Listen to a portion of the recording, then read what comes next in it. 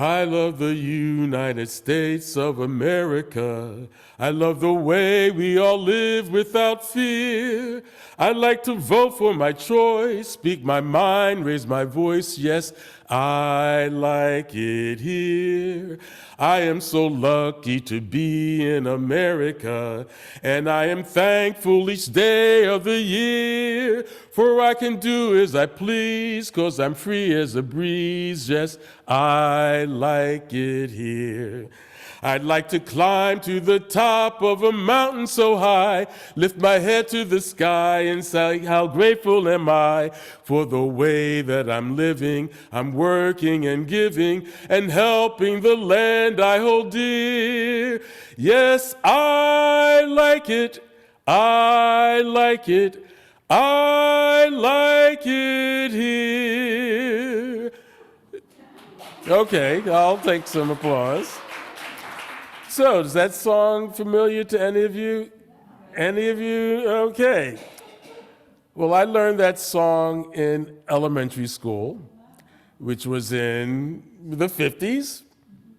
The words are still burned in my memory, and the lyrics are as familiar to me as the Happy Birthday song.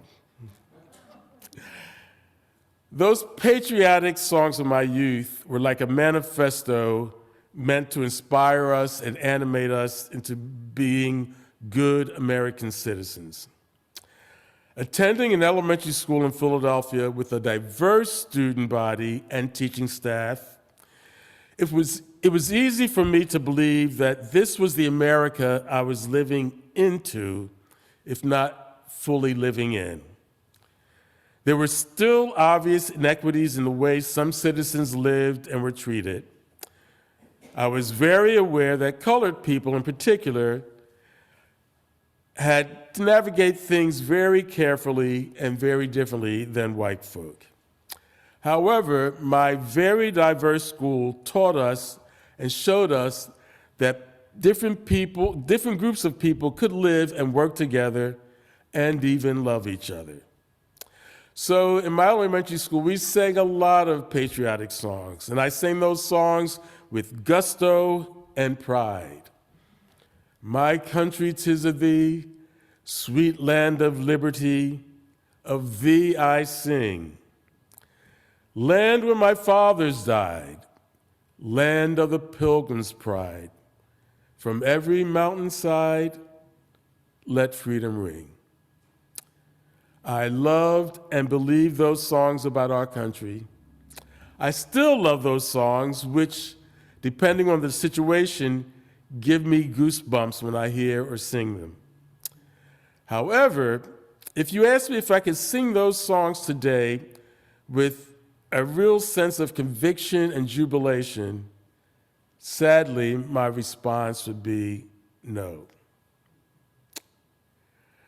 These days, I don't know what saddens me the most, but I feel very much like Habakkuk must have felt as he observed violence, injustice, lawlessness, wickedness, and no accountability. As we experience natural disasters, many exacerbated by our own thoughtless or mindless behavior, I ask, where is the love? As we spend untold amounts of money on weapons of death, while those who commission and make those weapons feast on caviar in private golf clubs, on yachts, and in gilded ballrooms, I ask, where is the love? As we attempt to teach our children to be truthful and to recognize the truth, to play fair, to be kind, to be civil, and at the same time we observe powerful leaders behaving like undisciplined toddlers, I ask, where is the love? And I'd like you to turn to the person next to you or near to you right now and ask, where is the love? Just turn to someone near to you or next to you. Okay.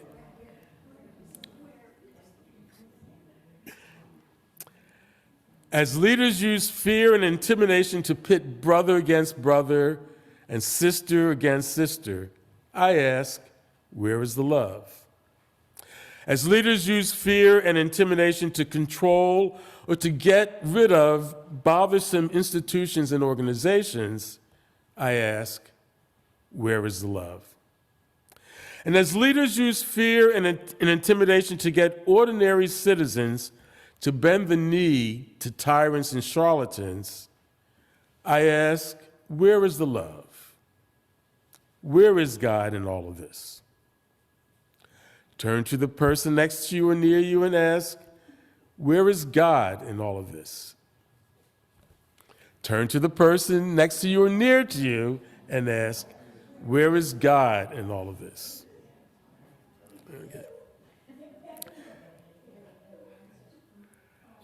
Now, I grew up believing and singing that I'm a free person living in a free country.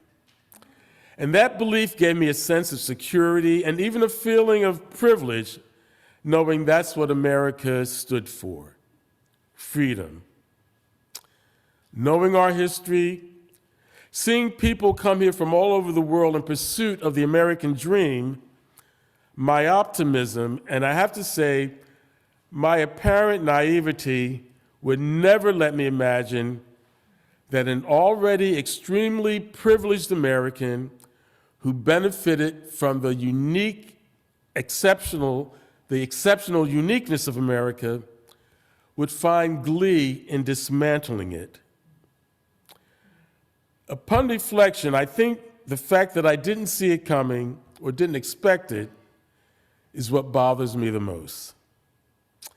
There's so much happening right now that appears blatantly un-American to me.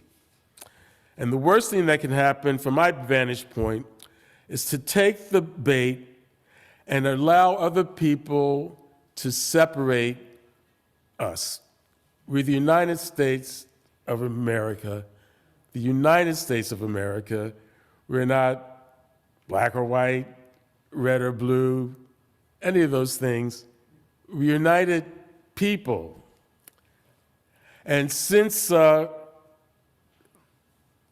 this stuff has been going on, I've been trying to create as much community or be in community as much as I possibly can, and especially with people that maybe don't think like I think. But I think it's important right now that we do everything to bring ourselves together, to embrace each other, like Habakkuk's name. The situation we find ourselves in now confirms another belief I have, that anything that happens to another human being can happen to me.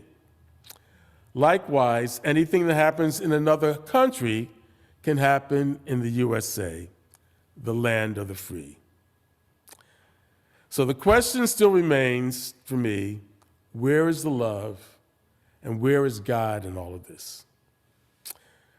Now, I'm a little down these days, but I'm not out. This week was particularly rough for me. As I mentioned, my brother-in-law and a good friend are both in the hospital. My friend Tricia called me to inform me that a dear mutual friend had passed away.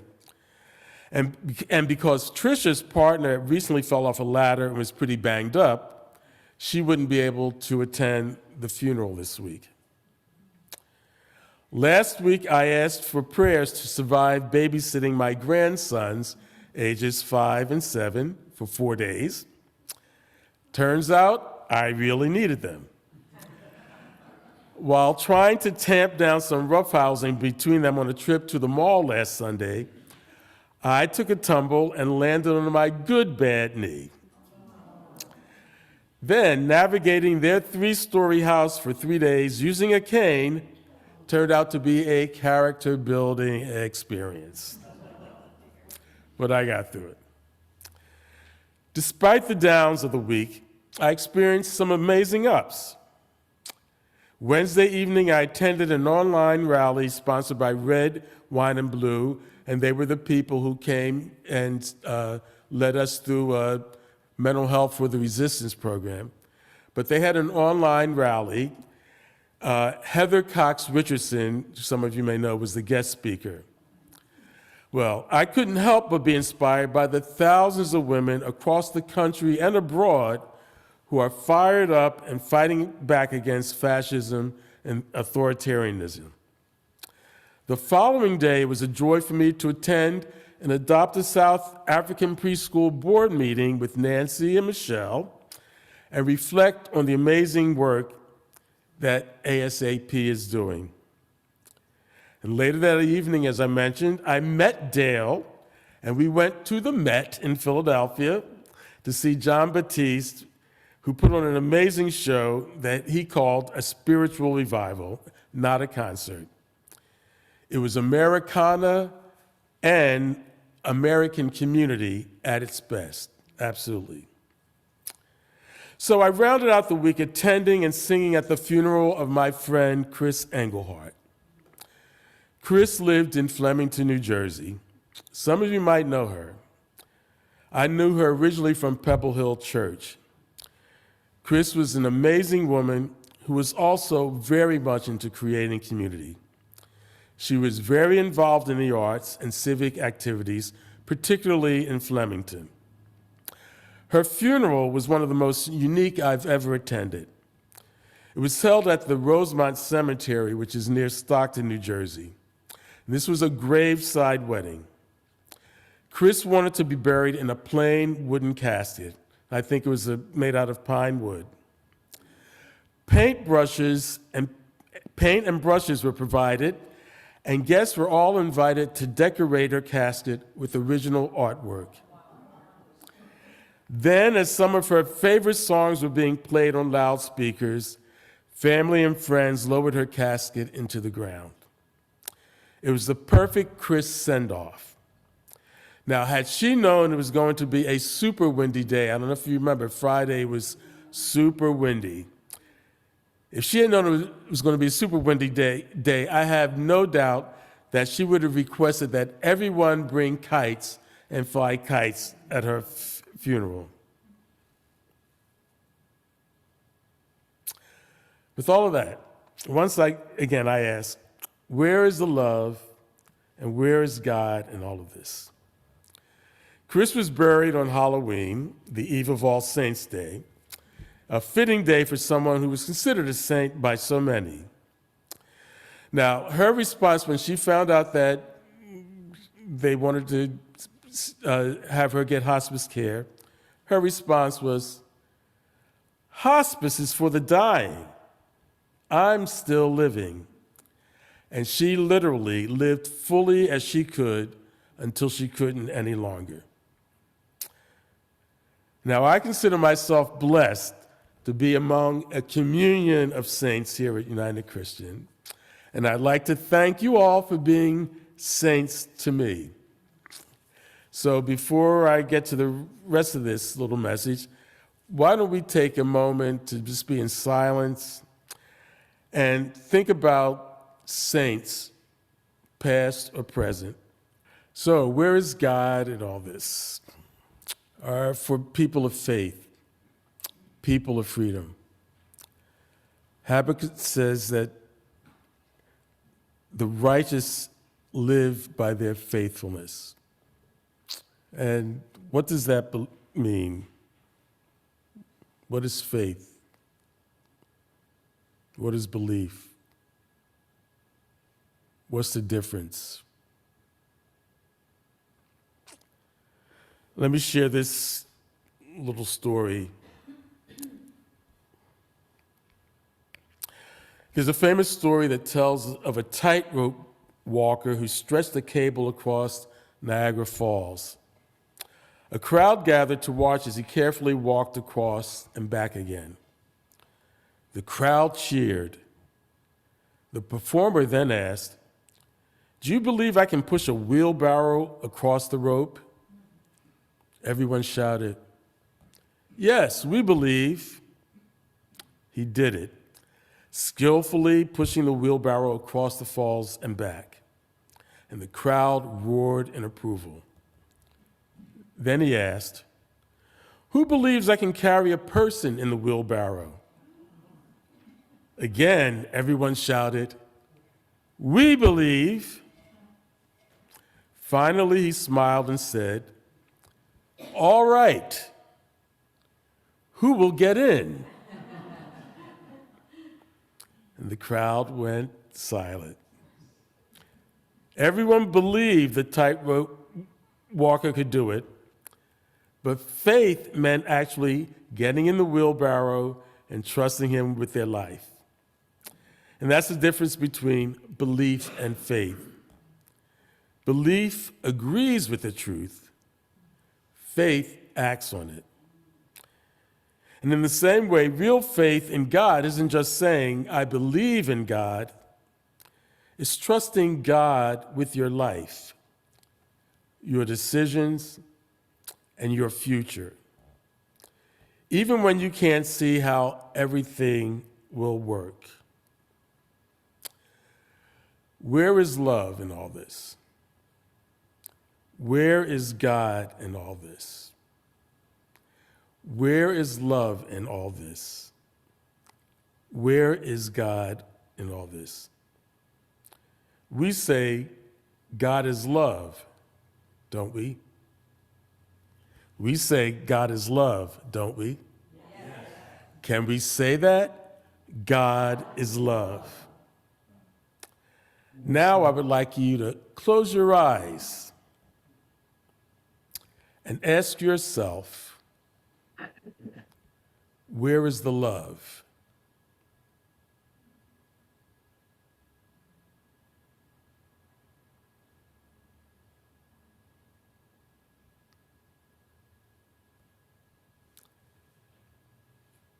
Then I'd like you to ask yourself, where is God in all this?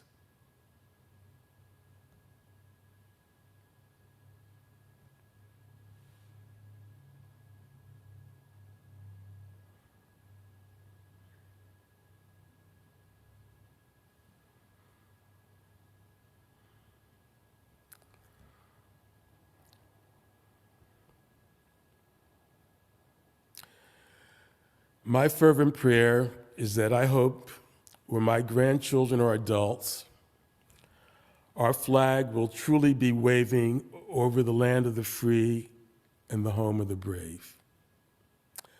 Tuesday is voting day.